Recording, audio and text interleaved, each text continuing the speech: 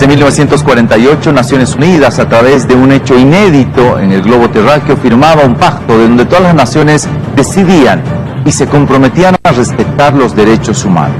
¿Cuáles son esos? Vamos a analizar y además analizar con nuestros invitados si se respetan en nuestro país. Vamos a dar la bienvenida en primera instancia a Carlos Saavedra, él es analista. Más adelante se sumaría con nosotros gente del Movimiento al Socialismo como el señor Hilarión Mamani. Carlos, buenos días, gracias por estar con nosotros en Levántate Bolivia. Derechos inalienables que nunca se puede renunciar bajo ninguna circunstancia. Esa es parte de la mínima declaratoria que comprende varios puntos, pero entendamos que son varias las sociedades y a través de los días conocemos mucha información de que no se cumplen estos derechos, no se respetan los derechos humanos y en nuestro país se lo hace. Buenos días, bienvenido. Muy buenos días, Martín. Evidentemente hoy se recuerda la fecha, el 10 de diciembre, desde 1948, la Declaración de los Derechos Humanos, ¿no? Pero además, este año, el informe de la Organización de Naciones Unidas reconoce que es un año especial, complejo, porque es un año en el que los derechos humanos en el mundo entero y también en nuestro país han sido marcados por un hecho que ha determinado el contexto económico, el contexto político, el contexto social, y este hecho determinante que ha marcado la sociedad este año es definitivamente la pandemia y el COVID-19. Es más, este año se recuerda los derechos humanos y el informe de la ONU se llama Reconstruir, ¿no? Para mejorar, entendiendo que los derechos humanos que están expresados en la Declaración Internacional emitida en 1948, justamente un 10 de diciembre, protege distintos derechos económicos, protege distintos derechos sociales, protege distintas libertades humanas, han sido trastocadas de manera muy profunda por la pandemia del COVID-19. Y hay definitivamente 4 elementos que se plantean desde la Organización de las Naciones Unidas como fundamentales para analizar y para tomar acciones inmediatas en el marco de la Declaración de los Derechos Humanos. El primero es la erradicación de cualquier tipo de discriminación. El segundo es una actuación inmediata frente a las desigualdades.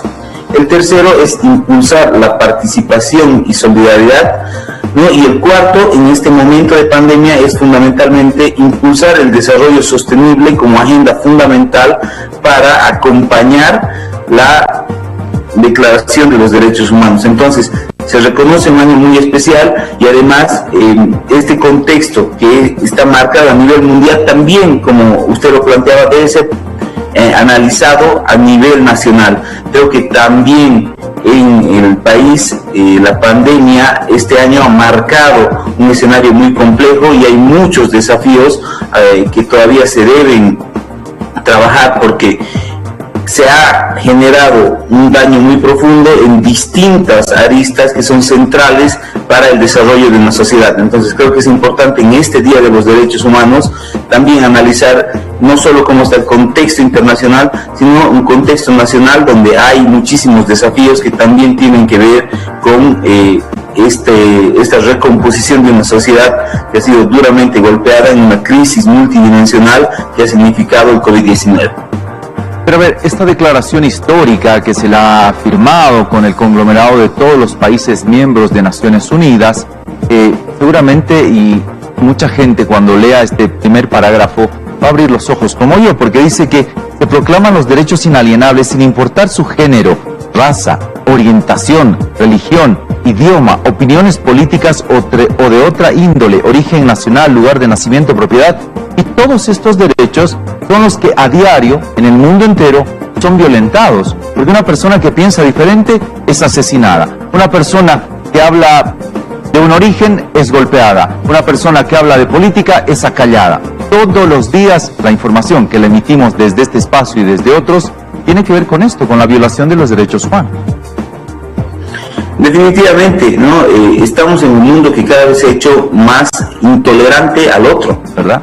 Estamos en un mundo y en un país donde vemos que cada vez existe grados menores de tolerancia, que cada vez existe una exacerbación de las identidades culturales, políticas, pero no una exacerbación positiva, sino esa exacerbación para negar la existencia del otro, ¿no? Y esta exacerbación de las identidades como protección y negación del otro ha sido profundizada en un contexto como el de la pandemia. En muchísimos lugares donde los flujos migratorios eran muy necesarios, donde habían flujos migratorios que permitían a gente buscar nuevas oportunidades en otros países, hoy, a partir de la pandemia y de la escasez de trabajo, ha hecho que se radicalicen los hechos de xenofobia, de racismo, de discriminación, porque este hecho, como la misma ONU lo remarca en el informe de este año, al recordar el Día Internacional de los Derechos Humanos, ha hecho que la crisis económica devenga también en una crisis política, devenga en una crisis de reconocimiento de los derechos políticos, de los derechos humanos, y donde este principio básico que usted recordó hace unos instantes esté siendo permanentemente violado. No estamos viviendo en un mundo que reconoce la libertad individual, no estamos viviendo en un mundo que respeta más allá del color, del género, de la raza, al ser humano, ¿no? La pandemia ha generado este contexto, ¿no?, de exacerbación a partir de la complejidad económica, sanitaria, ¿no?, pareciera de alguna especie de derechos individuales en contra de derechos colectivos. Entonces creemos que es muy importante en este momento revisar estas líneas que ha planteado la Organización de Naciones Unidas, que plantea que es el momento de reconstruir para generar equidad, igualdad, y recordar estos principios que en 1948 fueron planteados como una guía para que la humanidad pueda de alguna manera generar escenarios y espacios de convivencia mutua. El documento de derechos humanos batió un récord importante, fue traducido en más de 500 lenguas, ¿no? Entonces es un documento que debería plantear de alguna manera lineamientos para todas las naciones, para todos los países, pero también reconocer que este momento es muy especial en términos de los derechos humanos por el contexto. No se puede leer la situación de los países si no se entiende el contexto, y este contexto marcado por una crisis multidimensional generada por el COVID. Hoy 10 de diciembre el mundo celebra, por lo menos en papeles y en textos, el Día del Respeto a los Derechos Humanos. Sumamos esta entrevista porque hemos estado escuchando al analista Carlos Saavedra, quien nos acompaña gentilmente.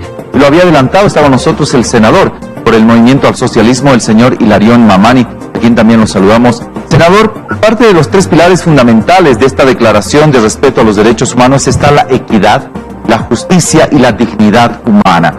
Nuestro país se enfrenta, a más de muchos problemas, un grave problema con la justicia. Es que la gente no se siente defendida cuando por algún X o Z motivo tiene que presentarse ante estrados judiciales. ¿Qué hacer para tratar de respetar aquello? A tiempo de saludarlo, le doy la primera consulta para usted. Buenos días. Buenos días, un saludo fraternal para todos los hermanos bolivianos y bolivianas, sobre todo a su prestigiosa emisora, su canal. Nosotros debemos precisar prácticamente en Bolivia pasamos momentos difíciles. El año pasado en Bolivia fue un golpe de Estado. En el golpe de Estado el gobierno de facto lamentablemente ha discriminado a todos los bolivianos y bolivianas. El masacre de Sacaba, masacre de Sencata, masacre en diferentes departamentos.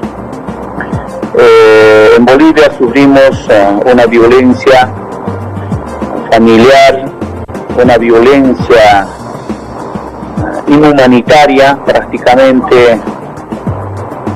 Como bolivianos no deberíamos actuar de esa manera. Ha habido francotiradores en Sencata dispararon de los helicópteros, y eso es lo lamentable. Y la justicia no actúa de manera responsable. La justicia está pudrida en nuestro país. No solamente en nuestro país, a nivel Latinoamérica, el Caribe, el mundo, porque prácticamente la justicia es hoy por hoy para quien tiene plata. La justicia, el consorcio de los abogados, la chicanería, la tardanza. Hemos tratado de mejorar la justicia en estos 14 años, quizás a través de la tecnología de punta, a través, ya no podemos, ya no queremos la tardanza, pero lamentablemente yo creo que no va a cambiar esto, porque los grandes abogados, lamentablemente seguimos viendo esa chicanería, ese consorcio de abogados. Es lamentable. Yo quisiera que haya una descolonización profundamente de corazón. Tiene que haber una descolonización de cada uno de nosotros, particularmente de los abogados, desde la policía.